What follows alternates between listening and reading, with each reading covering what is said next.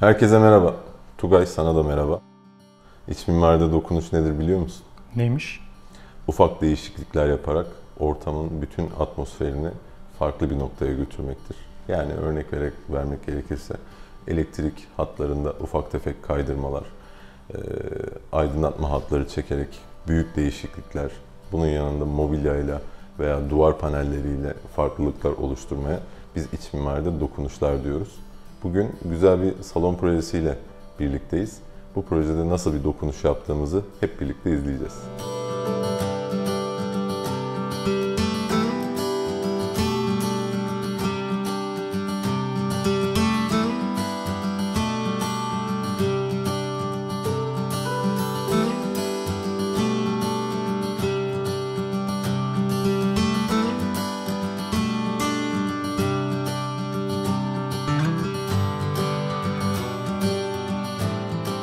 Ankara'da çok şık bir aile evini gezeceğiz sizlerle birlikte. Burada minik dokunuşlarla çok büyük değişiklikler yaptık. Videonun başında da anlattığımız gibi çok fazla kırım döküm yapmanıza gerek kalmadan öyle zeminleri sökelim, parkeleri değiştirelim, tavanlarda bir şeyler yapalım demeden yaşam alanlarınızın ambiyansını değiştirmeniz mümkün. Bu kısımda bizim bu salonda, bu projedeki yaptığımız dokunuşlarla burada çok farklı ambiyanslar oluşturduğumuzu düşünüyorum. Bütün evi mi dokundunuz? Evin neresine dokundunuz? Biz evin duvarlarına dokunduk. Bütün duvarlarına mı, bir odasına mı? Şimdi bu evimizde doğal bir konseptimiz var. Burada göreceğin bütün materyaller doğal. Zeminde gördüğün mermerden parkesine kadar, duvardaki mermerlerinden, oturma gruplarındaki hakiki derisine kadar komple doğal bir konseptimiz var. En ufak bir mış gibi malzeme yok. Örnek veriyorum, koltuklar suni deri değil, hakiki deri, gerçek deri.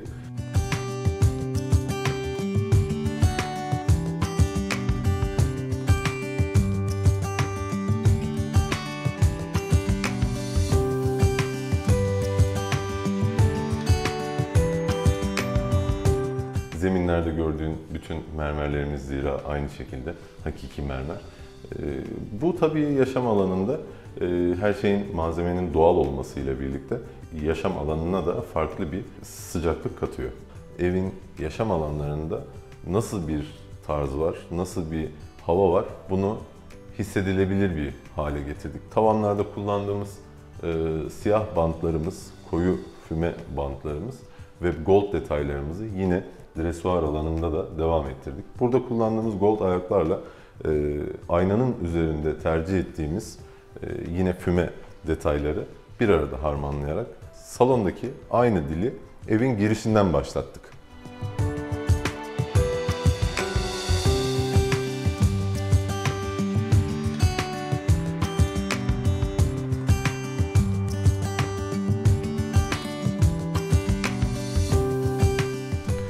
Doğal malzemeleri tercih ettiğimiz bu salonda biraz daha böyle salon kısmında farklı bir ünite tercih ettik. Bu ünitenin görmeni istediğim detayları var Tugay. Burada gördüğün mermerler arkada desen olarak takip eden bir mermer. Bunu yapmamızın sebebi, arkalık olarak kullanıyoruz biz bu mermeri ama görsel olarak da bir etki katacak nitelikte. Yani düz bir arkalık veya işte mobilyanın kendi renginde bir arkalık yapmaktansa evin diğer alanlarında kullandığımız doğal malzemeleri de burada mobilyanın arkasında da devam ettirdik. Doğal bir mermer kullanarak devam ettirdik. Buradaki raflar boş biliyorsun. Hı hı. Bununla ilgili bir yorumun var mı? Ev sahibi dolduracak herhalde. Evet, aynen öyle. Buralarda ne olmalı sence? Oyuncak falan yakışmaz mermere. Şimdi bizim elimizden her şeyi alabilirler ama anılarımızı asla. Biz bu kısımları daha çok böyle anılarımızı saklayabileceğimiz, fotoğraflarımızı koyabileceğimiz ve örnek veriyorum yurt dışından aldığımız bir objeyi, bize o seyahatimizi hatırlatacak nitelikte bir objeyi koyup da onu gördüğümüz zaman o anılara geri dönebileceğimizi, geri dönmemizi sağlayacak objeler için ayırdık. Buralarda yine kitaplarımız olacak. O kitaplarımızı saklayacağımız, çok böyle kapalı alanlar olmayan, derinlik hissini de ön plana çıkartan alanlar oluşturduk burada. Doğal taşımızı görüyorsun bu kısımda. Ne taşıymış? Carrera. Türkiye'de değil mi yani? İthal bir taş. Evet, Türkiye'den tedariği biraz zor olan bir taş. Karakteri itibariyle, çizgili olması itibariyle hoş bir mermer. Farklı farklı mermer ürünler biliyorsun seninle gezdiğimiz projelerde karşılaşıyoruz. Bu da bizim tercih ettiğimiz Carrera modeli. Bu kısımda biz bir TV ünitesi olarak tanımladık bunu. Televizyonu da yine TV ünitesi olarak mermerin orta kısmına konumlandırarak çok fazla öne gelmesini istemedik açıkçası. Altında yine seversin bir şöminemiz var. Şu anda alttaki şömine değil, televizyondaki şömineyi izliyoruz.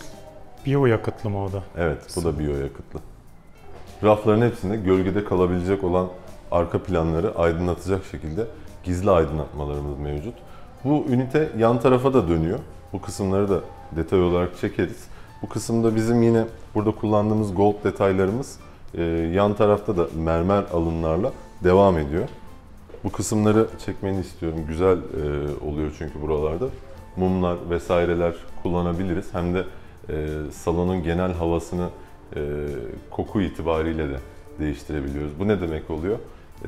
Kullandığımız malzemelerin doğal olmasıyla ve doğru malzemeyi doğru yerde kullanarak hem göze hitap ediyoruz hem de şık mumlarla, kokulu mumlarla burunlara hitap ediyoruz.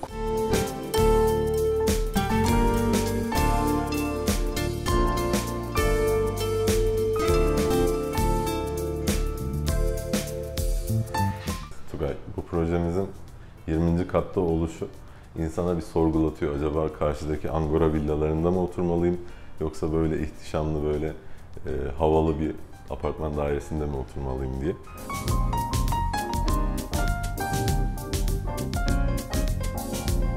Beysükent'teyiz. Şehrin sınırındayız sanki.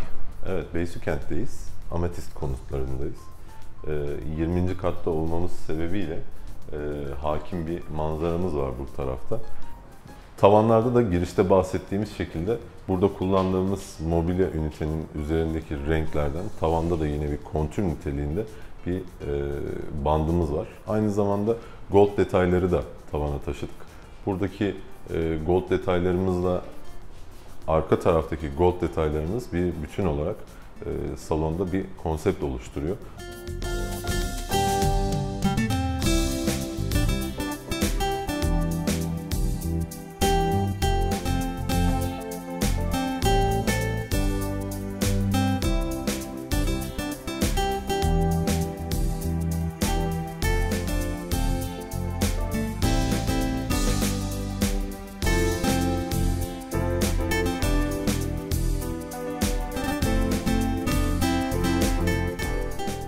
Müşterimizin daha önce kullandığı ve daha sonrasında da kullanmaya devam etmek istediği bir takım eşyaları vardı.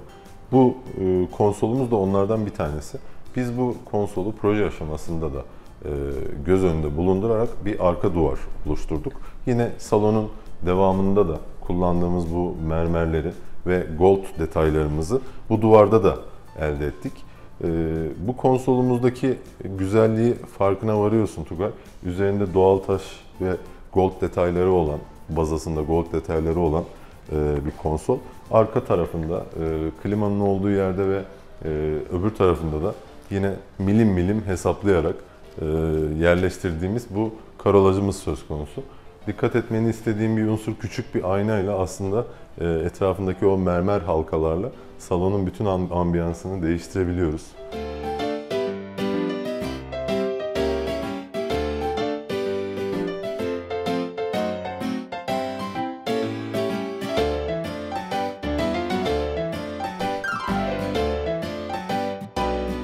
Ev sahibinin kullandığı eşyada da altın deseni var. Sizinkilerde de o nedenle altın deseni kullandınız, öyle mi? Evet, evet.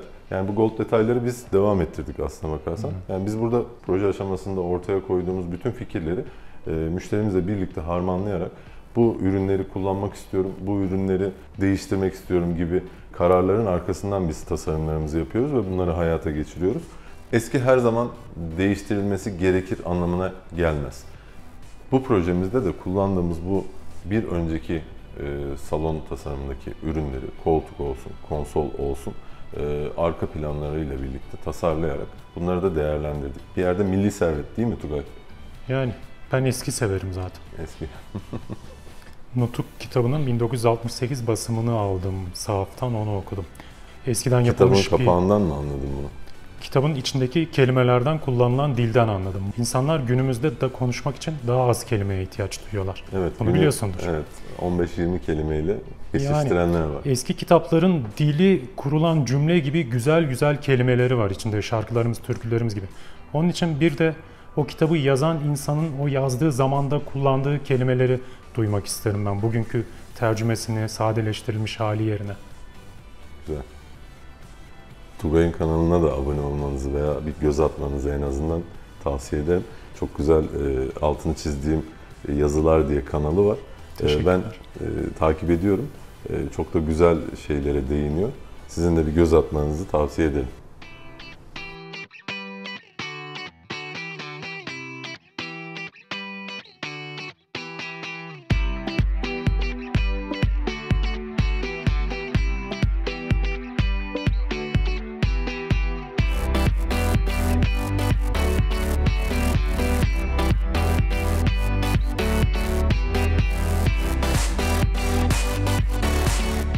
Gördüğünüz gibi evinizde noktasal değişikliklerle büyük atmosfer farklılıkları oluşturabilirsiniz. Komple evi tadilat yapacağım diye bir şeye gerek yok. Biz Ankara İç Mimarlık olarak kapasitemiz dahilinde büyük otel projeleri de yapabiliyoruz. Sadece bir salon da yapabiliyoruz.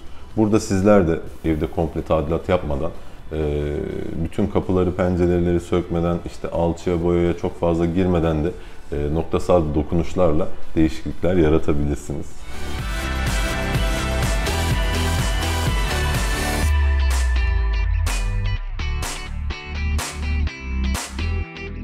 Tavandaki aydınlatmadan ortadaki halıya, yatak odasından mutfağına kadar iç mimari ile ilgili her türlü sorularınızı bekliyoruz. İzlediğiniz için teşekkür ederim. Bir sonraki videoda görüşmek üzere. Hoşça kalın. İftarda hiç kokoreç yedin mi? Kokoreçle oruç açtın mı? Hayır, yapmadım. Deneyelim mi bugün? Evet, bugün sana bir kokoreç borcum var. Hayır, benim borcum var canım. Senin borcun mu var? Her zaman senden yiyoruz. Bugün benden. Maaşımı yeni aldım çünkü. Şimdi seninle iddia konumuz neydi? Bana bir kaldıraç verin, dünyayı yerinden oynatayım. Sözü kimindir? Sen cevabını söyleme, ayıp olmasın sana. Evet. Suyun kaldırma kuvvetini bulan değil mi? Newton değil miydi o? Abi Newton, çok kötü noktalara gidiyor bu konu. elma ağacının Kafasına altında. elma düşen hangisiydi? Newton. Tamam. Arşimet'te hamamda tasın suyun üzerinde Suyun durmasını fark eden. kaldırma kuvvetini keşfeden değil mi? Evet. Tamam. Kaldıraçı isteyen de Arşimet. Einstein'la biz nereden geldik o sohbette, ben onu çok Oradan sonra bir de Banu Alkan var. Kaldıramazsan kaldır.